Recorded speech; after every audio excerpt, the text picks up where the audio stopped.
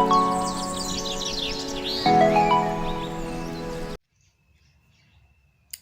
guys, welcome to my channel. My name is Maggie Caesar, and today I want to talk something, an experience of my life. Maybe I might inspire someone out there, I might encourage someone up there, I might talk to a young person out there, or maybe someone who made a mistake and really wonder how you gonna make up for your mistake. But I believe a mistake is a mistake once it's repeated. But if you don't repeat it, it's not a mistake. And also a lesson is something that you learn from what you did. An experience also, it's also like an experience from what went wrong or what you did and brought a twist in your life or in your future dreams, or it crashed your dreams. Anything that one mistake you did that made everything turn into something that you didn't like. So for me today, I want to share a story of early motherhood at my teen, and maybe that's not what I planned. Unajua kuna vile sometimes unafanyanga kitu ama mambo inaenda mbaya na huku una expect iende hivyo, but hata when things come, you take it the way it is, whether negative or positive. Whatever you feed your mind, whatever you feed yourself, whether negative or positive, that's what it affects you in life. If you're negative, everything will always turn negative. If you're positive, everything will always turn positive. So for me, I'm that girl raised in the village, and I'm proud to be raised there by my parents. I love you so much, my parents. And I also thank God that I had a place I grew up, because there are some people who don't even where they grew up. I thank God for that. I thank God for life. I thank God for the fact that I've come right now. And I want to share a story of my life, and I will share many more. Okay, let me say that for me, I had dreams, or I had a planned future, but let me say, like, I'm the one who destroyed it, or I'm the one who brought the twist in it. Because most of the times you're the ones who destroy what we have planned for our future by 1, 2, 3 things. One thing may lead to another, and one thing may destroy the whole thing and may bring so many problems to your life, bring so many things that if you are not strong, you know you are not gonna pull through. So for me, I got pregnant at the age of 19, and being raised in the village, sometimes you are not exposed to too much things like that time I never knew about contraceptives or any method that you can prevent from what or what. I never knew whether even there are things like those. I came to know them when I gave birth, let me say that. And then like high school relationships, sometimes it's that first love enye namba yangu, it makes you crazy, you go wild. You don't know that if your feelings control you, many things turn out not to be good. That's what I've learned. So you should not allow your feelings or your emotions to control you. Sometimes you need to control them. Sometimes you need to feed your brain with a positive thing, that if I do this, what will be the repercussion of this? If I do this, what will be the result of this? So for me, I never knew even when I was pregnant, by the way. I did my 4th form and I got pregnant even before the results came out. That time ilikuwa wakati wenye you wait like for a month before the results zitoke, back in 2012. Yeah, 2012. That's when I completed my form 4. So I never even realized that I'm pregnant until I was 3 months. That's because for me, let me say for me, I used to feel like that my this part of the month that comes to every lady, every woman there, every woman out there. I used to feel so bored about it. I don't know if it's me or there are other people. So I never even had that part ati kama I'm not getting my days or I'm not receiving, and then that happiness, you've completed school, you don't have to wake up early, you don't have to do these assignments and everything, but that's how your brain lies to you. That's what you feed them. I said what you feed your brain, or what your brain, I mean, let me say, put it there that way. What you feed your brain is what it controls you. That information that you feed it, feeding it with a negative one, it will also be negative. Feeding it with a positive one will always be positive and good results. For me, I think that's what made me even not notice that I was pregnant. By then, when the time I realized I was pregnant, it was too late. And then there is the era we are in. If someone would say you're pregnant, you get rid of that pregnancy. For me, even though I knew that there is abortion that goes on, or there are those maids for doing the abortion, I couldn't do it. That's my first fruit.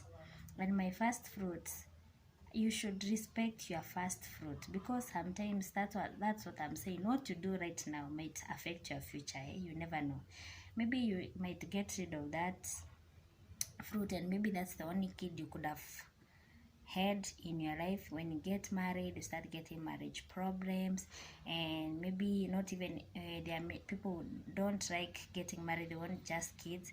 And sometimes when God punishes us for the mistakes we do, for me, I couldn't even get rid of my baby, because I knew when I knew I was pregnant, I never told anyone. The person who realized that I'm pregnant, or noticed maybe I'm pregnant, it's like my mom. My mom has this kind of feeling that something is wrong somewhere. Like, she feels it even before it happens, or maybe it's gonna happen. And she used to call back then, because I joined my sisters where they were living somewhere around Thika. I joined them there. So she used to call and ask, hey, why were you so quiet? Or maybe there is this and this problem that's gonna, but I couldn't tell her by the end of the day, because that fear, my parents had so much like expectations for me, like every parent has, or every parent wants their children to be successful, to get jobs, to get their own families, to have a happy life. That's every expectation of a parent. But I used to have this fear in me. How will I tell them? Well, by the end of the day, you can't hide a pregnancy. That's a fact. You can't hide a pregnancy. So when I reached a point and I said, I want to say, kama mbaya, mbaya, that's what we say. Kama mbaya, mbaya. So one day she called and I told her that I'm pregnant, and I was so shocked, and she was so shocked. Although now she said, if something has already happened, it has already happened. But on the other side, she's heartbroken. Those parents, wale wazazi wetu, those traditional parents, but I then got through the journey. Walinishikilia, I got my baby very well. And also my dad was so heartbroken personally, because he used to visit us where we used to live by then. Sorry. And I think my pregnancy affected my dad more than my mom, because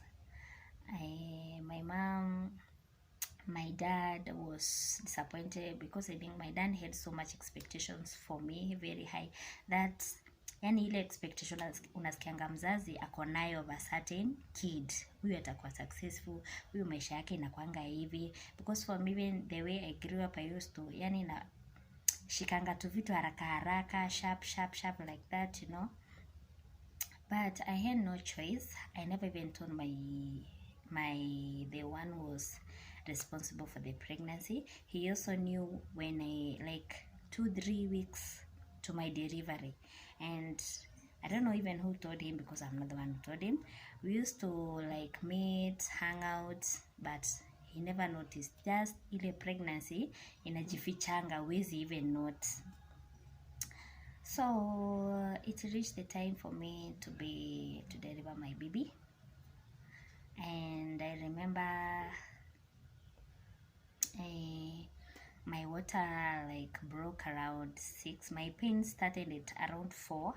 Ile pain ya inakujanga inaenda, inakuja inaenda, and around 6:30 I went to the hospital. I was admitted, and around 9 my water broke. And let me tell you guys, I don't know whether I'm the only one or there is someone out there. The pain of the river, it's one hell. I don't know even if there is such a pain in this world that you can feel than that one. And so I delivered my baby. I really went into labor for so many hours, because I remember when my water broke at 9, I delivered my baby around 7:30. I'm not so sure, I can't remember, but around 7:38, that's when I delivered my baby, because by the time I was admitted, and through the pain, the docs were waiting for me to deliver normally, because it was a first child, and they thought I deliver normally. But for me, I thought no, I can't, because my mom, all of us, it is CS.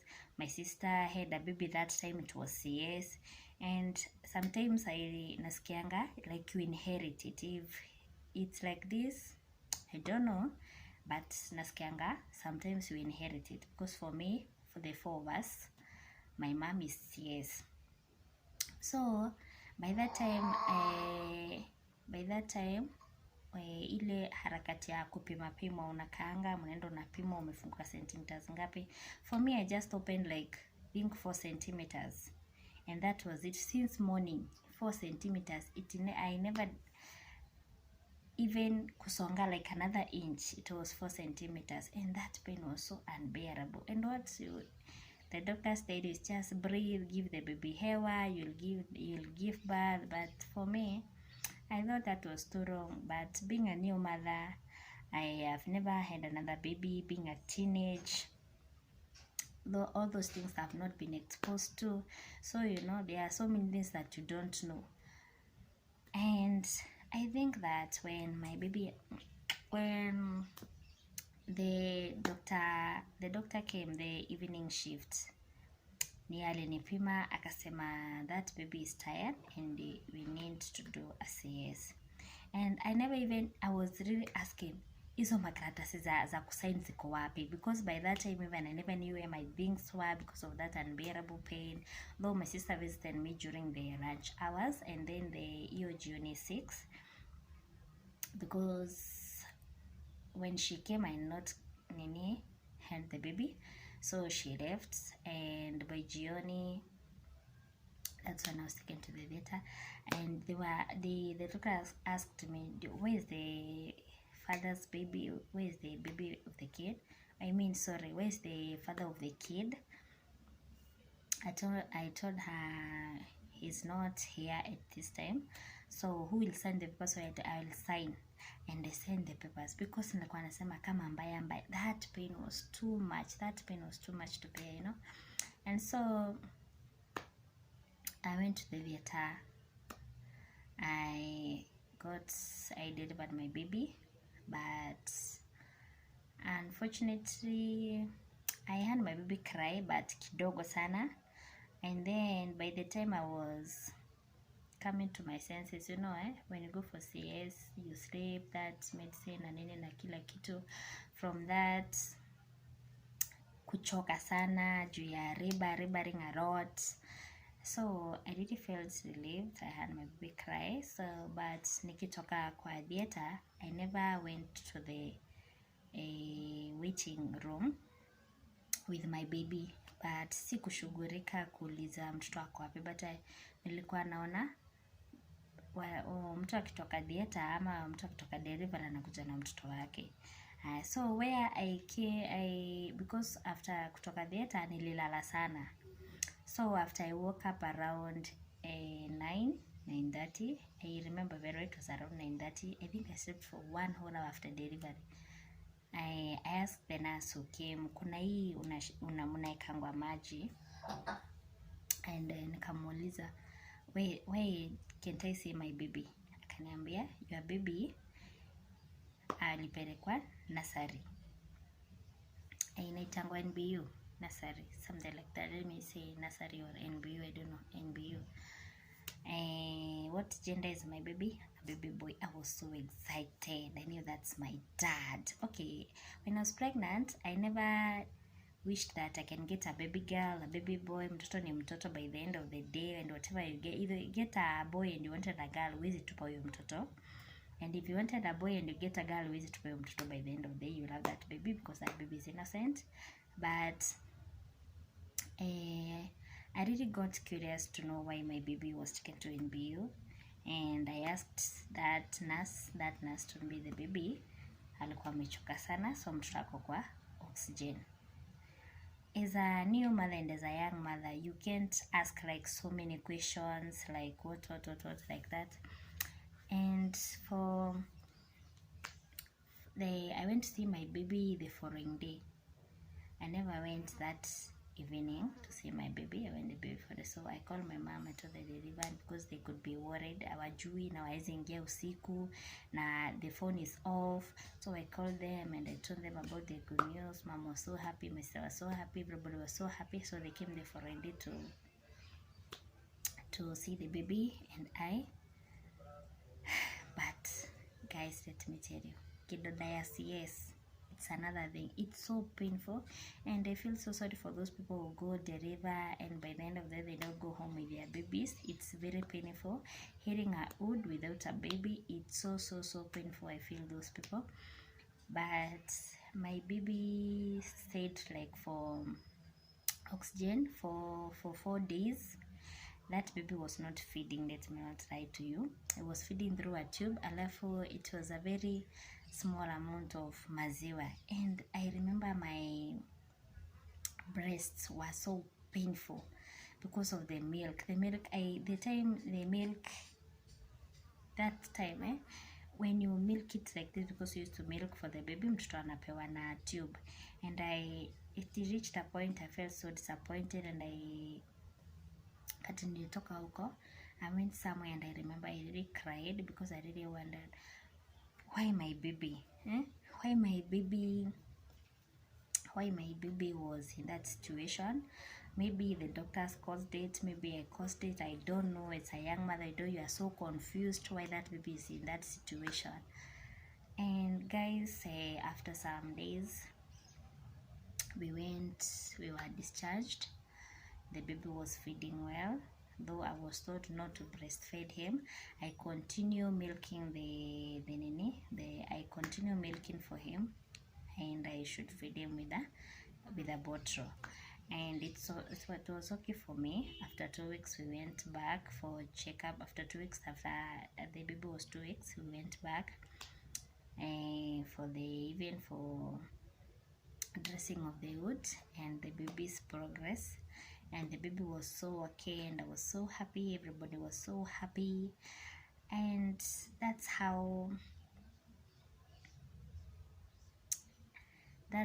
my delivery went, and entry to young motherhood, guys.